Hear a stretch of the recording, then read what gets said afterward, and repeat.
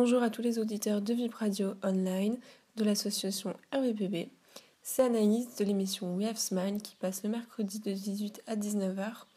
Aujourd'hui, nous allons revenir ensemble sur la soirée du dimanche 4 juin 2017 organisée par Hors Série au Vélodrome de Saint-Quentin en Yvelines à Montigny-le-Bretonneux. La première édition de ce festival s'est déroulée l'année dernière en septembre à Saint-Lazare avec 5000 billets vendus. Il y avait par exemple Apollonia et Minibar. En fait, le but de ce festival, c'est de faire des soirées électro, loin des formats clubbing standards. Cette année, 5 artistes des scènes house et techno internationales se sont succédés pendant 14 heures, de 20h à 10h du matin. Nous avions par exemple Cast, Octave One, Paranoid London, Road et encore Aneta. Avec Lucie, j'ai eu la chance de rencontrer Aneta. Je vous laisse avec son interview. Question basique, mais comment vous sentez-vous avant votre concert ? Assez excitée, un petit peu stressée, mais bon, après une fois que je suis sur scène, ça va. Mais le lieu est assez impressionnant, du coup. Quand on arrive, c'est toujours assez émouvant de voir qu'on peut jouer dans des lieux aussi grands et aussi importants pour Paris. Ouais. Donc, justement, c'est ça, c'est plutôt un lieu insolite où vous allez jouer ce soir et c'est plutôt... Vous avez déjà fait ça ou... J'ai déjà joué pour les Weather, qui sont les organisateurs. Donc déjà j'ai joué au Bourget, qui est quand même un lieu assez exceptionnel. Mais là c'est vraiment un lieu vraiment atypique, à part la première édition c'était à Gare Saint-Lazare, déjà c'était incroyable de pouvoir faire ça là-bas. Et là le Vélodrome, quand on m'a dit que j'y jouais, j'étais trop contente. Je suis architecte à la base, du coup jouer dans ce genre de lieu, ça me touche. D'où vous vient la passion pour la musique ? Depuis toute petite, mes parents ils écoutaient de la musique électronique. Du coup, je pense que ça m'a bien influencée dès le départ. Et puis, de fil en aiguille, c'est devenu mon métier. À la base, comme j'ai dit, j'ai fait des études d'architecture. Et puis, en fait, ça a pris vachement d'ampleur. Et puis, je me plais vachement dans ce milieu. Je m'épanouis bien, donc je continue. Et par exemple, par mois, vous faites combien de prestations Je dois être en moyenne à 6-7 dates. Et sur les gros mois, je suis montée à 9 dates.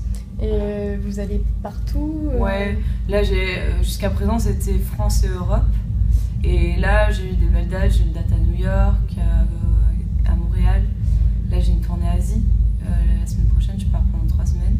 Donc je fais Tokyo, je fais la Corée du Sud, la Chine.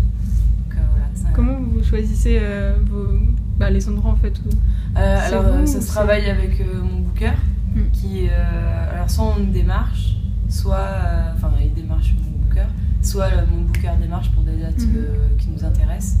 Et bon, on sait maintenant, on sélectionne quels clubs nous correspondent, parce que c'est toujours pas très agréable d'arriver dans des clubs qui correspondent pas au genre de musique.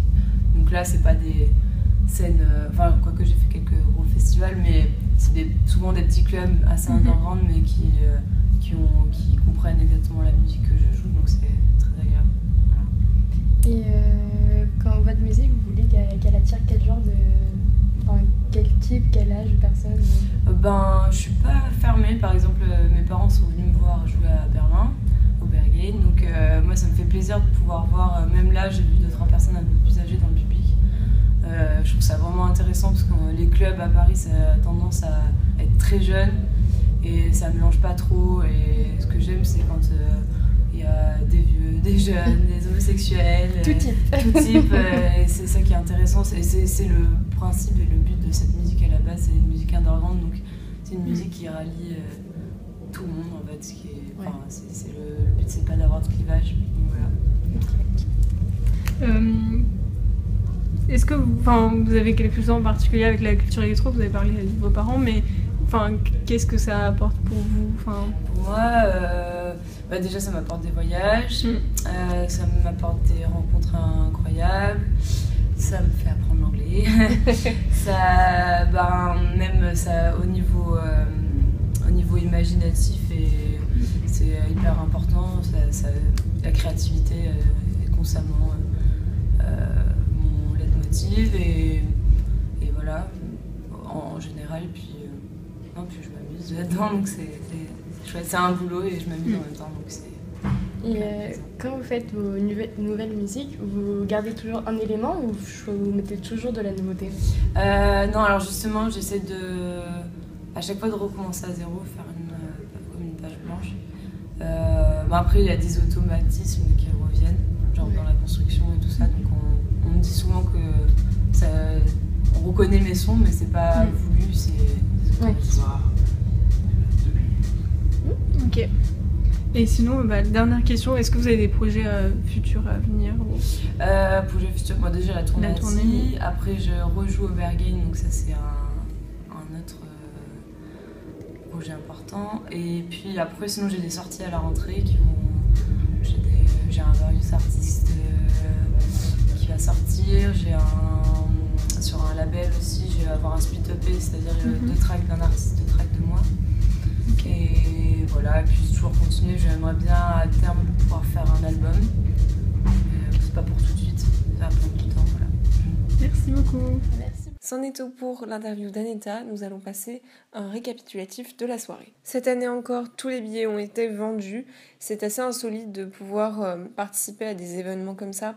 Ça permet de se réapproprier l'espace public, on n'a pas l'habitude de faire des soirées électro dans ce genre d'endroit. Habituellement, on a plus l'habitude d'aller en boîte pour aller écouter de l'électro. Cette fois-ci, c'est vraiment différent. Il y avait un mélange de genres et de générations. Si vous avez raté l'événement, que ça aurait pu vous plaire, n'hésitez pas à aller regarder aussi le Weather Paris Festival qui se passe en octobre-novembre. C'est fait par la même organisation. Vous avez aussi la possibilité d'aller dans le club Concrète, c'est une péniche.